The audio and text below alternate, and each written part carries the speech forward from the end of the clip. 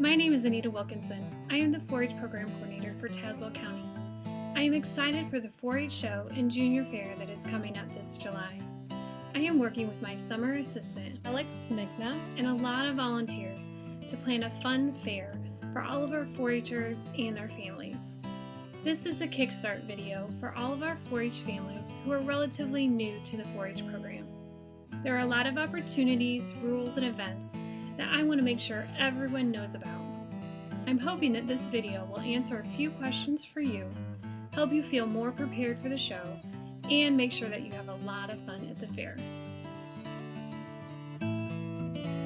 The 2014 show book is bright blue. Every year we print a new book, and you always want to make sure you're using the most current book to find out your class exhibit requirements, the schedule, all the details. Your club leader has the books along with your fair registration, and they're also available online or at the extension office in Pekin.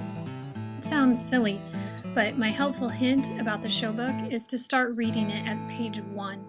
At the very front of the book, there's a lot of important information such as the table of contents, the schedule, several special opportunities are explained there. Livestock health requirements are at the front of the book. So please take a few minutes, read through that, and mark anything that is applicable to you and your projects. The next great thing to do is go through and find all of the departments that your projects are in and mark those pages with a little tab coming out the side or a post-it note or a paper clip, something so that it's easier to find those pages right away. Once you have your departments marked, you want to make sure that you're also reading all of the rules and information there in the departments. You'll notice that there's additional information about each department's schedule. There's additional rules for the department. And then also at the very top, you'll see there's some superintendents' names and phone numbers listed.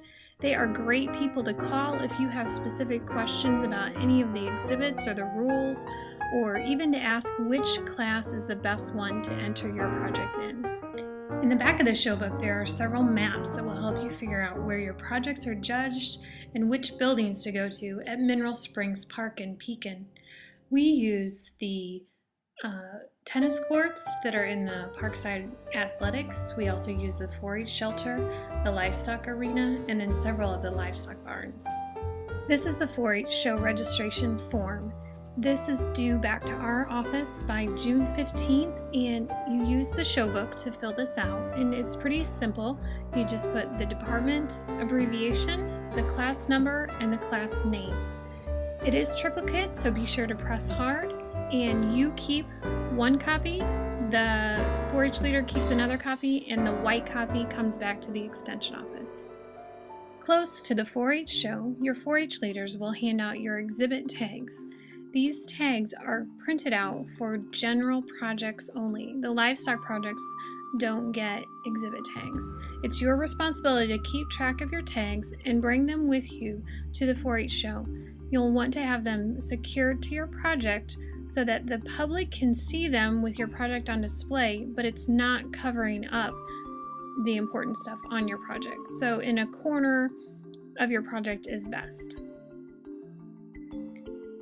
At the 4-H show, if you happen to misplace an exhibit tag, or there was a mistake on exhibit tag, or if you have any other questions, there is an informational table set up in the general project judging area that myself or one of my coworkers will be at, that we will be able to help you with any questions or anything that you might need. The projects at the fair are conference judged. This just means that you take your project to the judge and talk to them about what you did, what you liked, what you might do different, what you learned. I've included a sheet of some typical conference judging questions with this video. Be sure to look those over and think about them ahead of time. But with that, it also means that you might have to wait in line. So I encourage you to meet someone new or have fun with the friends waiting with you. Livestock projects are judged just a little bit differently. The judge will usually come over to you where your animal is, or you'll bring your animal up to a judging area, or you'll take them out into the show ring. Most people that have experience showing livestock already know how this goes, but if not, please let me know or talk to one of the superintendents. Clothing judging is also a little bit different. It is held before the fair. This year it is held on Saturday, July 12, 2014 at the Tazewell County Extension Office in Pekin. You can come anytime between 9 and 11 a.m. and then we'll send you through and you'll visit with several judges about your project. And if you made any clothing, then you'll also try it on for them, or the person you made it for should be there to try it on. Be sure to read through the whole clothing department to make sure that you have all of the requirements you need for that judging day. Public presentations is another project that's judged just a little bit differently. This is one that you do in front of the judge. Flower arranging is also similar to this type of judging style. After your conference with the judge, they will give you a 4-H show rating, which is an A, B, or C ribbon. After all of the department has been judged, they will choose junior fair ribbons, which are 1st, 2nd, 3rd, 4th, and 5th for each class, as well as the trophy winners and the state fair winners. If you have one of the state fair or trophy ribbons on your project, then there are special directions that you need to follow from there. State fair winners need to fill out a special form and turn that in by Wednesday at noon, and also plan to attend the state fair orientation Wednesday at 4. Trophy winners and state fair winners will receive their awards and certificates Tuesday evening at 6 p.m. in the general awards presentation. Typically that's held in the livestock arena. There are many special opportunities that 4-Hers can get involved in, not only for fun, but also leadership development and community service. There is a special cleanup held before the 4-H show that we power wash all of the tables and display boards that have been in storage. And then all of the clubs and their families are invited to come on Saturday to help all of the setup. It takes a lot of hands to make that all come together.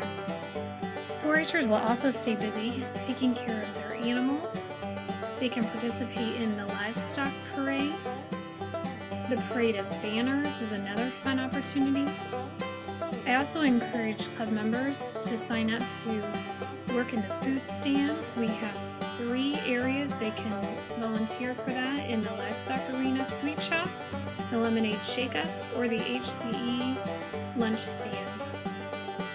Every year we have a lot of special events that are just for fun. The dunk tank, the tractor pull, the 4-H games, tug of war game. I encourage you to pick up a schedule as soon as you get to the 4-H show on Monday.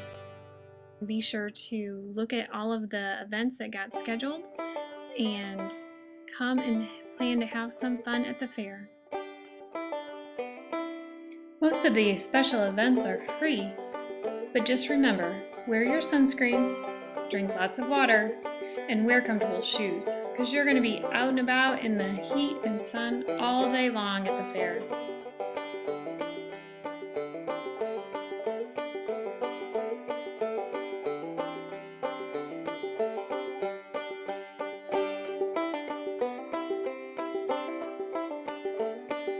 To round out your fair experience, I encourage you to purchase a Tazewell County 4-H t-shirt. They're available at the Extension office for $10, and then be sure to wear it at the fair. I hope this video has helped you get excited for the fair, to encourage you to get your projects done ahead of time, and to plan on having a lot of fun. As always, if you have any questions, feel free to give me a call or send me an email. I will be glad to help any way I can.